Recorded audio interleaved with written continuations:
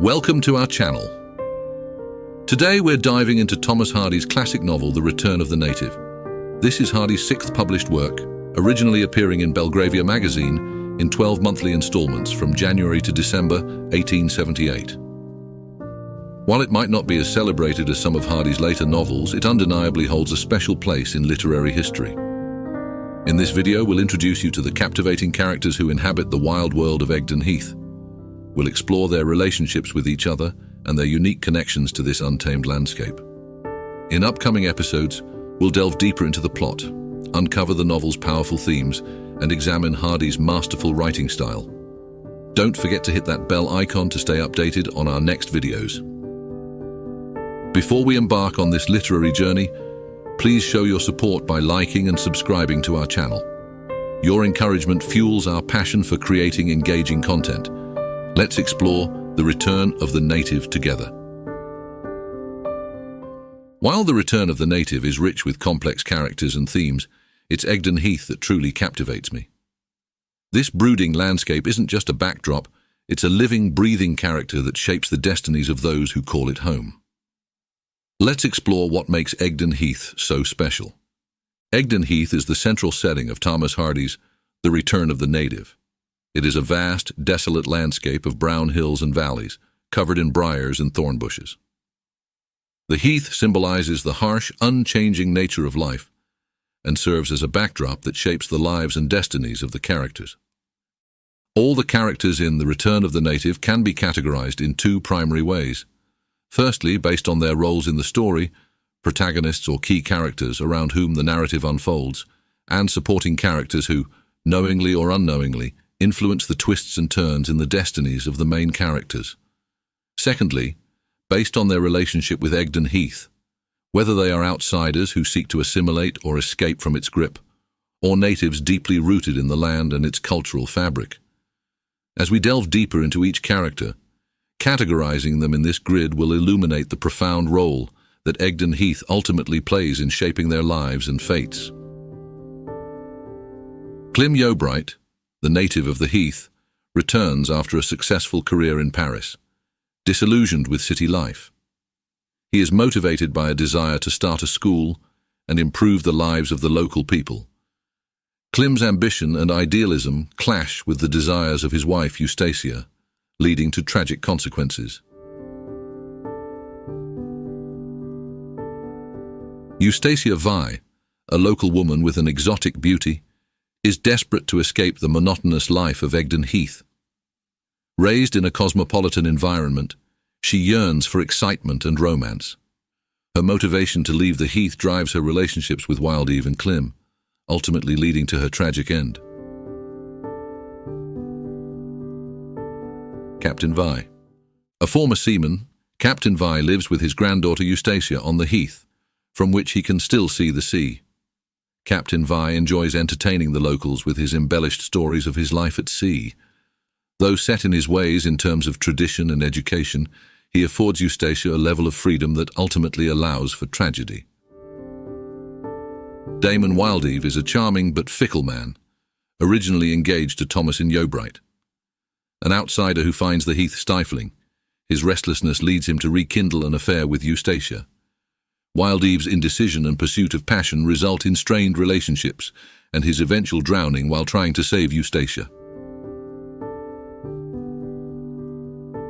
Thomasin Yeobright, Clym's cousin, is a gentle and traditional native of the Heath.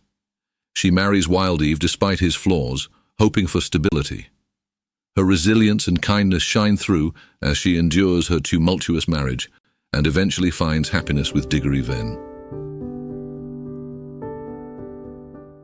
Mrs. Yeobright, Clym's mother, embodies the conventional values of Victorian society.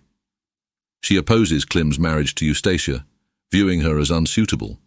Her attempt to reconcile with Clym ends tragically when she is bitten by a snake, symbolizing the harshness of the Heath and the consequences of misunderstanding.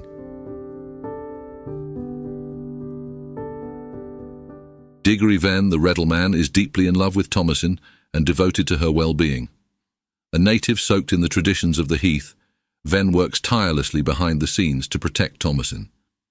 His selflessness and perseverance are rewarded when he eventually marries her. Christian Cantle is a shy, ineffectual young man, nervous around women and easily influenced. An errand to deliver money to Clym and Thomasin ends disastrously when he loses it in a game of dice with Wildeve. His character highlights the vulnerability and simplicity of some Heath inhabitants. Grandfer Cantle represents the lively spirit of the simple country folk of the Heath. Nearly 70, he remains eager to dance, sing, and share exaggerated stories. His character adds a touch of humor and vitality to the otherwise somber narrative. Charlie is a local man who cares deeply for Eustacia, attending to her needs after she quarrels with Clym. His compassion is evident when he removes pistols from her reach, fearing for her safety. Charlie's quiet support illustrates the human capacity for kindness in times of distress. Ollie Dowden is a local besom maker, whose sick husband provides Wildeve an excuse to visit Eustacia. Her character underscores the interconnected lives of the Heath's residents and the small, everyday interactions that weave their community together. Humphrey is a furs cutter who lends his equipment to Clym when he decides to take up the same trade.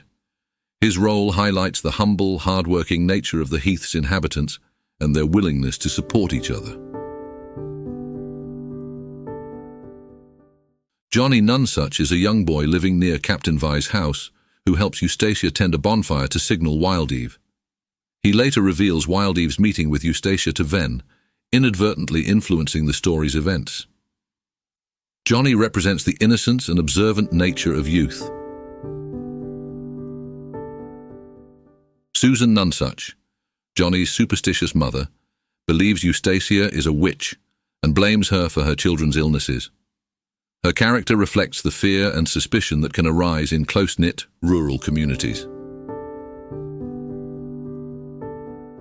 One of the local labourers, Timothy Fairway, cuts the men's hair on Sundays, which provides an important social ritual and a chance for local gossip.